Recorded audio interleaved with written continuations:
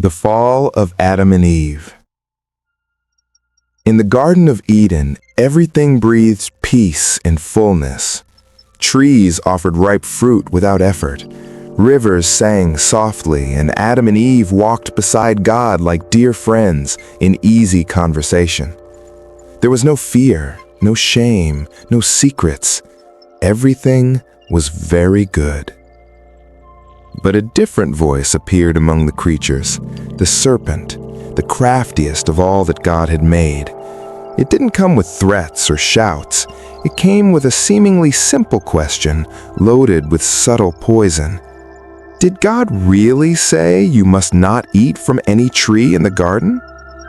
Eve answered, "We may eat fruit from the trees in the garden, but God did say you must not eat fruit from the tree that is in the middle of the garden, and you must not touch it, or you will die." The serpent didn't openly deny God's command. It twisted it gently. "You will not certainly die, for God knows that when you eat from it, your eyes will be opened, and you will be like God, knowing good and evil." Those words fell like a seed into a fertile soil of curiosity.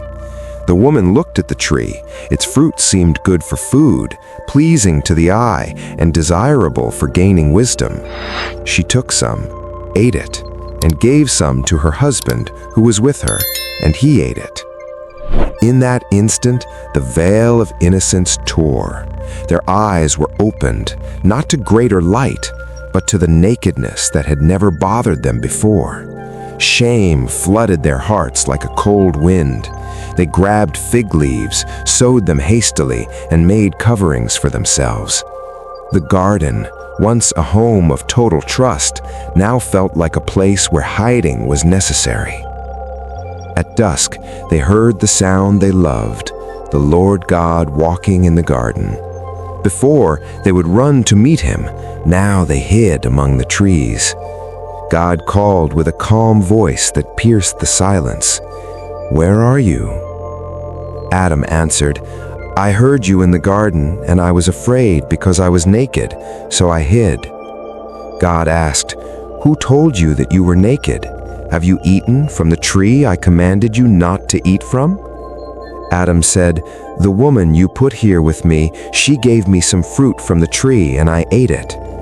God asked the woman, "What is this you have done?" She answered, "The serpent deceived me, and I ate." Then came the consequence, not with destroying fury, but with the seriousness of one who loves and corrects. To the serpent, God declared it would crawl on its belly, eat dust, and there would be enmity between it and her woman, between its offspring and hers. He will crush your head, and you will strike his heel. Amid the pain, a promise of future victory.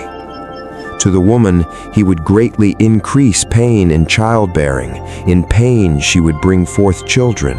Her desire would be for her husband, and he would rule over her.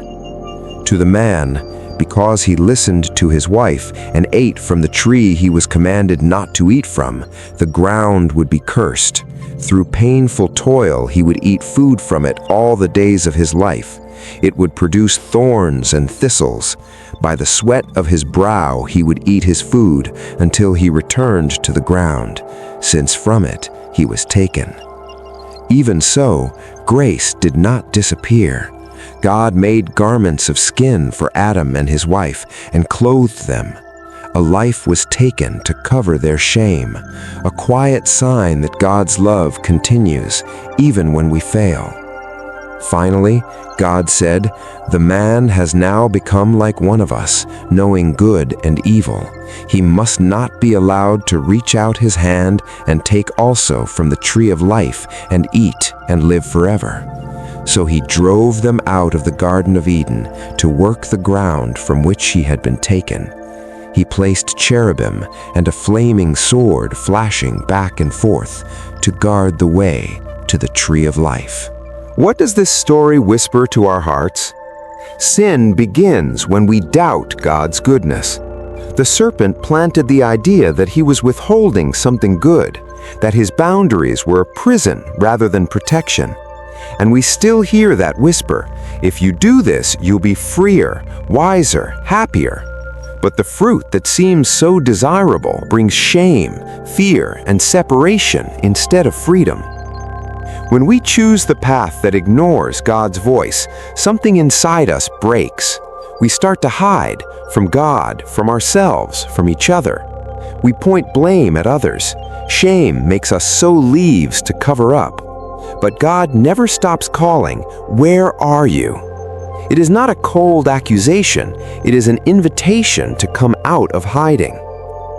The fall is not the end of the story, it is the beginning of a greater journey.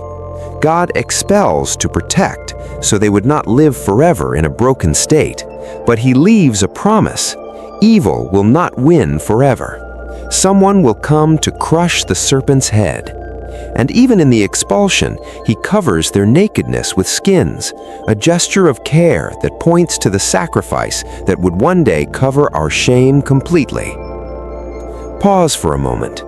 Think of a time when you heard the whisper of doubt and chose what seemed good but brought pain. Hear again, where are you? God is still calling. He does not abandon you in your fall. He covers, corrects, promises, and waits. The story of the fall reminds us that failing is human, but hiding is not necessary. The way back always begins with an honest answer to His call. If this story spoke to your heart, don't stop here. Subscribe to the channel and follow every chapter of the Bible told as powerful, easy to understand stories. Leave a like, share with someone who needs to hear this message, and turn on notifications so you don't miss the next episodes. See you in the next chapter.